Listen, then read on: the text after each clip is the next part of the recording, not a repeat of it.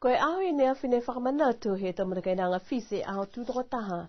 Ha fisi ma he puli ha pelitania he tau taha hiwa whitunga fulu. Ka mate he halo tola tau whakaholoanga pungipongi. Mo e taha fusi masini ke whakamanatu ke aho. Mo e watolo tolu ke whanua au I paliasi. Ke lata ia mo tau whiua sipote. Koe aho whakamanatu ha fisi ke he ahongo fulu. Iau ke tope tau wosi ke whakamanatu e tūtoko taha. Mo he motu mo e longa fuki tau whakawhiawhianga halau tolu. Pea taha tutake tau mataka inanga physical Pastor Joe Singh. Koe tau whakaholanga ni awhiko tau se he mataka whuata. He motu ko fisi ke mai ke tau mga whawa fisi ke kau whalataha ke tau whakaholanga ke motu pihia mo I tau mga whawa niwe.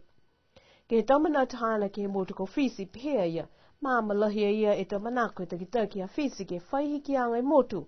Si talia ia. Kua whaihikianga fisi mai he whangufulu e tau ko mole. Pese ia kua longa e tau le kua. Whātutupu ke motu, hako e tau tangata.